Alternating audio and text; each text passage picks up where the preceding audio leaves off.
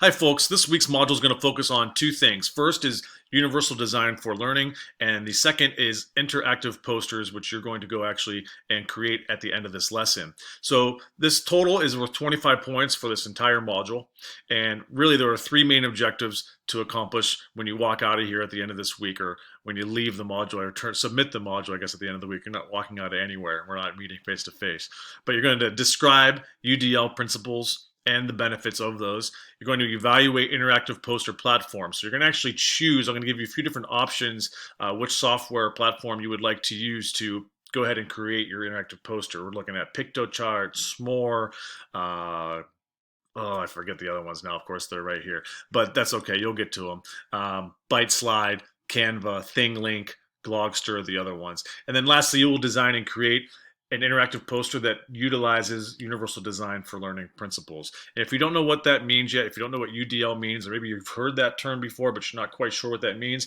you're going to learn about it in this module. There's a presentation for you to watch, please, a video lecture. There's also readings in here that are very, very good, and lots of examples of how to incorporate UDL into your specific teaching methods. It's a really fantastic way. It sounds really fancy, but really it's about different ways to represent information to your students or deliver information to your students: video, charts, infographics, text, music. How are you going to engage your students? Are you going to have them work collaboratively? Are you going to use, for instance, a technology like Flipgrid where students go and actually respond video responses to each other? And then how are you going to allow students to demonstrate that learning, giving them different options? Are they going to give them, for instance, options to create a brochure, a comic strip, or maybe write a letter in first person from somebody who's experiencing an event?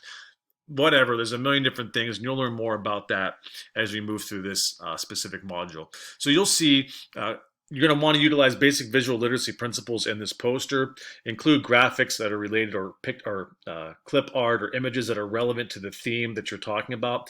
Remember, just like anything else we're doing in this course, this is something, a technology that you create that you can actually go, if you had to teach tomorrow, you could walk into the classroom and utilize. And not just that, the objective is to be able to take the tool, whether that's UDL, that's interactive posters, and be able to incorporate that across the entire school year for multiple different projects, and having your students create content as well. Not just you as the teacher, but have your students actually do that.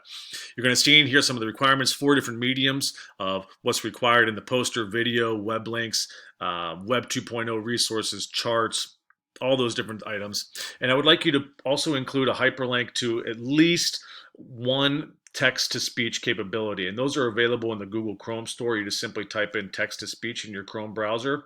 You can get those also, I believe it's also in Mozilla. Something that will allow students to have the information read to them in real time, whether that's this assignment or any assignment or document that you put forth going forward.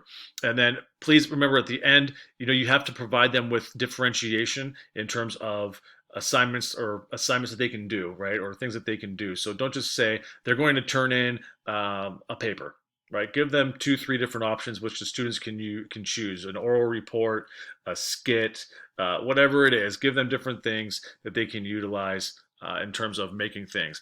Make sure your link is live so that a public login is not required, all right? That's very, very important.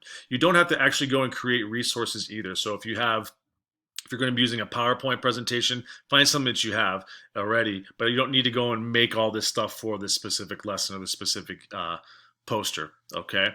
But try to make it interactive. Again, you can scroll through here, you can see the rubric, you can see the exit slip and things of that nature. But these are an awesome, awesome tool. My students would make things, I would make things, and again, we try to work smarter, not harder. So when we look at, for instance, making these interactive posters, these are something that I taught it this year, I can teach it again next year and the year after that, and really just learn and modify and develop.